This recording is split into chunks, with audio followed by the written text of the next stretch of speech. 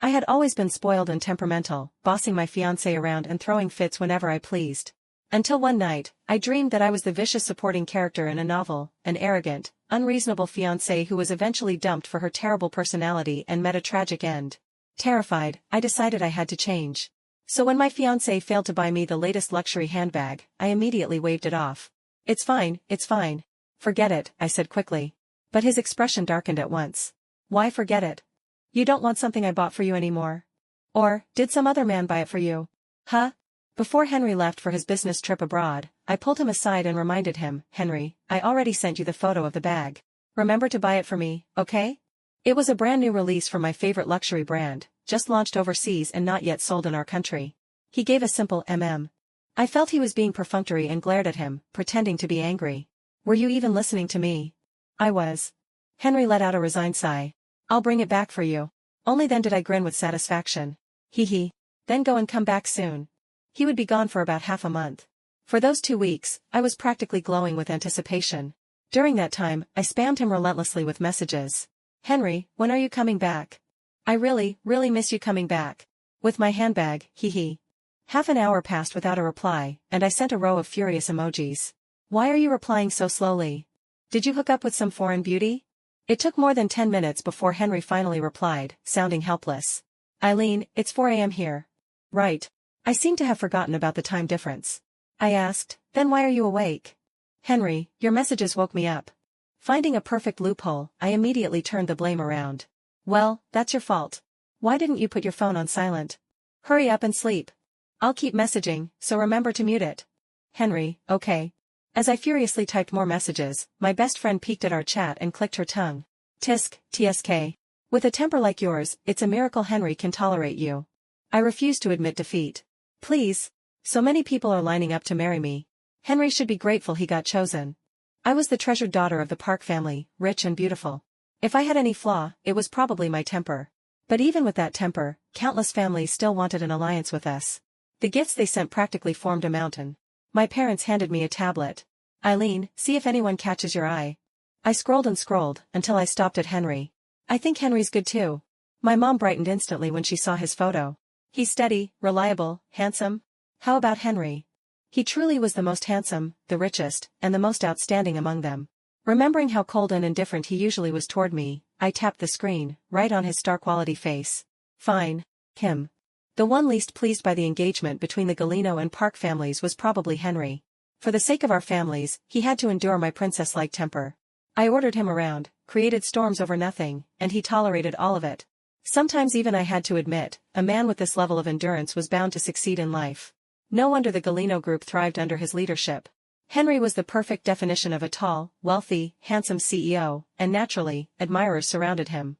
Once, someone even texted me, Eileen, with a personality like yours, how long do you think Henry will tolerate you? The moment I saw it, I exploded. I stormed straight into Henry's study. Henry. He had been reviewing a PPT. I snapped his laptop shut and shoved my phone in front of him. Say it yourself, how long can you tolerate me? Henry skimmed the message, his brows knitting. He jotted down the phone number. I'll handle it. Hurry up. I fumed. If you don't handle it properly, we're breaking off the engagement. Then you won't have to endure my temper anymore. His frown deepened. Don't say things like that in anger. He was still trying to explain, but I didn't listen. I spun around and slammed the door so hard the whole hallway shook. The next night, after coming home, Henry handed me a detailed report explaining everything. It was the daughter of one of my father's friends. Her father asked mine to arrange an internship for her at Galino, so I found her a position. Henry reported seriously. She has already been dismissed. She will not return to Galino again.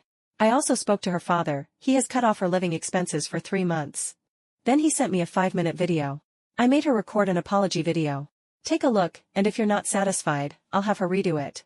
The preview image showed a girl crying her eyes out. I couldn't even be bothered to click it. I deleted the message and instead focused on the real problem. Where did you get this video? Are you still friends with her or something? No, Henry showed me his chat history. I asked her father to send it. This answer pleased me. Fine. Then let's leave it at that. But, I stretched the word deliberately, don't let it happen again. If it does, we're breaking off the engagement. Henry replied almost instantly, it won't. Back then, I was fully confident. How long could Henry tolerate my temper? As long as he wants. Until. I had a dream. A nightmare. A horrific nightmare. A truly, utterly catastrophic nightmare. In the dream, I was the vicious supporting character of a novel. I had been pampered all my life, spoiled and willful. Even though I had a second male lead as my fiancé, I ignored him completely and obsessed blindly over the male protagonist. I repeatedly sabotaged the romance between the male and female leads, straying further and further off course, until finally, I suffered the consequences of my own actions. My family, friends, and even my fiancé abandoned me. I wandered the streets in despair, and was struck head-on by a speeding truck. I jolted awake. The air conditioner was set low, yet my forehead and back were drenched with sweat. It took a long time for my breathing to steady. I couldn't help thinking, was that really just a dream? It had been far too vivid. The desperation of being abandoned by everyone, the searing pain of being hit by that truck, felt horrifyingly real. Was it a warning? A dream meant to wake me up? No. I would never allow such an ending for myself. As for that useless male protagonist in the dream, he could get lost. But my fiancé, in the dream, in order to break off the engagement with Henry, I went to extremes, recklessly provoking him again and again. At last, he looked at me with eyes so cold they pierced straight through me. "Eileen," he said, "I'm too disappointed in you." Henry had never looked at me that way before. The memory of his cold gaze squeezed my heart painfully, making it hard to breathe. I didn't understand why it hurt so much, but one thing was very clear, I did not want Henry to ever look at me like that. I couldn't bear it. After waking from the nightmare, I couldn't sleep again.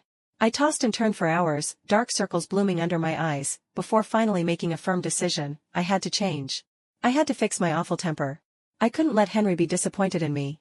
I wanted to save my own life. And once I decided, I acted. Normally, I sent Henry meaningless spam messages at all hours of the day. I never cared whether he was busy or asleep. If he replied too slowly, I made a fuss. But today, I forced myself to hold back from messaging him. My fingers itched, my heart itched, but I told myself, it's fine. It's fine. Henry will be back in a few days anyway. I held on until nighttime. I told myself it had been almost a full day, surely sending just 1, or 2, or 5 little messages wouldn't be too much. He couldn't possibly think I was annoying, right? Just as I was finally about to break and send something, a message from Henry popped up. I was startled. Normally, I was the one who flooded him with long paragraphs of nonsense, while he replied rarely and briefly. "Henry, is your phone broken?" "Me, huh? Me, no?" Henry stopped replying. It was strange and abrupt, but I didn't think too much of it. Out of habit, I immediately sent him several more messages in rapid succession. When I looked up and realized my messages had once again filled an entire screen, regret washed over me. "Eileen, why didn't you hold back?" Almost 20 minutes later, Henry finally replied. "Henry, sorry. An urgent meeting came up just now, so I couldn't reply." If this had been before, I would have escalated the situation immediately. But now, I couldn't wait to show him the tiny bit of gentleness I was trying so hard to cultivate. "Me, oh, it's fine. Just reply whenever you have time." Henry didn't reply again. My brief moment of tenderness instantly evaporated. Inside my head, I roared, "What do you mean, Henry? Another urgent meeting? Why do urgent meetings always appear the moment you talk to me?" Then Henry suddenly video called me. I hadn't even fixed my annoyed expression yet when I answered. "What?" On the screen, Henry looked like he was carefully studying me. "Are you home alone?" "Of course I'm alone. What kind of question is that?" I asked suspiciously. "Why are you asking?" Henry continued examining me, and the space behind me, as if confirming I truly was alone, before he finally said, "There's something I need to tell you. Unless I'm in a special situation, I will always reply to you as soon as I see your messages." Heh, easy for you to say. I didn't believe him at all. "I don't want to talk anymore. You may withdraw." Before he could say anything else, I hung up. The moment the screen went dark, I froze. Wait. No. This isn't right. Wasn't I supposed to be changing for the better? Why was I acting spoiled again? Because of our family's long-standing relationship, I had known Henry since childhood. But we had never been close, just acquainted. Until senior year of high school, when the school held an adulthood ceremony ball. At the time, there was a girl I absolutely hated, Artie. She competed with me in everything, and of course, the ball became another battleground. And nothing was more important than one's dance partner. The first name that appeared in my mind was Henry. So I stopped him on the way home. I got straight to the point. "Henry, be my dance partner." "Me?" Perhaps because we weren't actually familiar, Henry looked genuinely confused. "Why? That's easy," I said confidently. "I'm the prettiest girl in the school, and you're the handsomest boy. Isn't it only natural we go together?" Henry fell silent for a few seconds before saying, "But I don't know how to dance."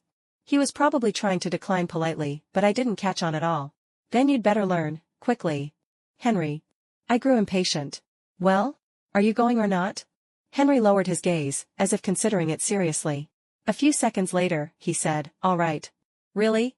My eyes lit up. But then I remembered something important and added sternly, "Oh, right. If Artie asks you later, you must reject her without hesitation. And when you do, tell her you've already invited the prettiest girl in the whole school." "Got it." "Henry, I may not get the chance to say that." "Why not?" Completely calm, he replied, "Because I already rejected her earlier. She probably won't ask again." "She already asked you?" I demanded. He nodded. "You did very well." I gave him a big thumbs up. "Your taste is excellent, very excellent." Henry let out a faint laugh. I thought, at that moment, everything was settled. But during our first waltz rehearsal, we were completely out of sync. Henry was slow, awkward, and even stepped on my feet twice. I stared at my new dance shoes in disbelief. "Aren't you the top student in our grade? Why are you learning so slowly?" "Sorry. I'll buy you another pair." Henry lowered his voice in apology. "I'll practice more." During our second rehearsal, he no longer stepped on me, but his movements were still stiff. I was very dissatisfied. "Henry, at this rate, how are we supposed to shine at the ball? If you still can't learn, I'll have to find another partner." Henry answered almost immediately. "Next time, I'll get it right." And on the third rehearsal, he truly kept his promise. Together, we danced a flawless waltz. I exclaimed, "Henry, you're actually really good." "You too," he said. I accepted it without the slightest humility. Of course. I thought everything was set. But just a few days before the ball, I wasn't paying attention while going down the stairs, and I twisted my ankle. After receiving Artie's gloating text message, I was so furious I locked myself in my room and refused to eat. When someone knocked on the door, I thought it was my parents. "Go ahead and eat without me," I muttered. My mom's voice came first. "Eileen, Henry is here." Then came Henry's voice. "Eileen, it's me. What are you doing here?" I hobbled to the door but didn't open it. "Didn't I text you already?" I twisted my ankle. "I can't dance." "Go find another partner." "Really?" Henry asked. "Then I'll go find someone else." Inside, I roared, "Henry, you bastard. How could you agree so quickly? Scumbag." But I still kept up my stubborn act. Really. Go on." "Okay," Henry said calmly. "Then I'll go ask Artie." Swish, I flung the door open. I glared at him. "Don't you dare." "I won't." He stepped in naturally. "So we really aren't going to the ball? Weren't you determined to shine?" I hopped on one leg to my desk and sat down, pointing at my swollen ankle. "Look at this. How am I supposed to shine? I'll just get laughed at." Henry said, "You won't." I looked up at him in confusion. His eyes lowered slightly, his expression serious. "Didn't you say it yourself? You're the prettiest girl in school, and I'm the most handsome boy. As long as we appear together, we'll shine." His tone was calm, but in my ears it sounded like someone was beating drums, rattling my brain until I felt dizzy. I stared at him and said, "You're right." And just like he said. On the day of the ball, when he supported my limping self into the venue, the entire hall fell silent. Every beam of light, every gaze converged on us. When I saw Artie grinding her teeth in rage, I knew, I had won. From then on, I felt that Henry and I had gotten closer. But only a little. Occasionally, I asked him to buy Napoleon cake from the famous shop near his house that usually required half an hour of waiting. Sometimes I commandeered his precious study time to make him beat levels in my mobile games. Henry never refused, though he never looked particularly thrilled either. He spoke sparingly, yet his actions were always dependable. Back then, I would secretly glance at his side profile, this grade first-place genius working hard to clear happy match for me, and wonder, who on earth would marry such a repressed gourd in the future? I never imagined it would be me. Because Henry had always been reliable, I was extremely restrained during his business trip. No nagging, no urging him to reply, no constant reminders about my handbag. I told myself, it's fine. Henry is so smart, he'll remember the handbag even if I don't mention it. But I had overestimated him. He didn't bring my bag back. On the day of his return, I waited at home eagerly. If I could, I would have messaged him every 10 minutes, "Are you here yet? Are you here yet?" But I held myself back. When I heard the door downstairs open, I was sprawled on my bed with my phone. I didn't even put on shoes, I practically flew down the stairs. "Henry!" I shouted when I saw him dragging his suitcase inside. "You're finally back." He noticed my bare feet. "Why aren't you wearing shoes?" "I forgot." I admitted. "I heard your voice and ran down." He went to the shoe cabinet, grabbed a pair of slippers, crouched down, and helped me put them on. "The floor is cold. Don't catch a cold." "Okay." I replied instantly, then held out both hands, palms up, giving him my brightest, most expectant look. He was smart, he had to understand what I meant. But Henry's expression stiffened. Suspicious, I scanned his luggage. He carried a few small bags, probably dessert souvenirs. Then the handbag must be inside the suitcase. I brushed past him and rushed to the suitcase, flipping it onto the floor. Henry's strained voice came from behind me. Eileen, listen to me. I entered his 4-digit code, my birthday, and opened the suitcase. Inside, there was no handbag. I stared and stared, unable to believe it, then slowly looked up at Henry. Where is my bag? It was rare to see Henry look even remotely guilty. He gently held my arm and pulled me up. Get up first. The floor is cold. He guided me to the sofa. My expression clearly said, go on. I'm waiting to hear your excuse. He half knelt down to meet my eyes. The past few days were too hectic. I couldn't spare the time. On my last day, I finally went to the store, but the clerk told me the last one had been purchased the day before. I already asked them to transfer stock from another city. You should receive it in another couple of days. He pressed his lips together, watching my reaction nervously. Honestly, I was disappointed. I had been looking forward to it for so long. The higher the expectation, the greater the disappointment. I could have bought it myself through a reseller, but I wanted him to bring it back, as proof that he cared about me. If this were before, I absolutely would have thrown a tantrum for 2 full days. But now, the moment I remembered that nightmare, the anger rising in my throat was brutally forced back down. I repeated silently, don't be angry, don't be angry, don't be angry. Don't act spoiled, don't act spoiled, don't act spoiled. Henry didn't do it on purpose, didn't do it on purpose, didn't do it on purpose. I took a deep breath, forced a fake smile, and squeezed out 5 extremely painful words. Oh, it's fine. Henry froze. I pretended to be magnanimous. It's fine, it's fine. Don't worry about it. I'm furious. I'll just buy it myself. I stood up and turned toward the stairs. But before I could take 2 steps, his hand tightened around my wrist. Henry's brows tightened. Why don't you want it anymore? You don't want something I bought for you. Or, did some other man buy it for you? Huh? I couldn't follow Henry's train of thought at all. I only knew his mood had suddenly taken a sharp turn for the worse. All the temper I had been trying so hard to suppress instantly shot back up. Seriously? Why was Henry the one getting upset? He was the one who failed to keep his promise. I was already trying my best to understand him, and he still wasn't satisfied? And he was gripping my wrist so tightly it hurt.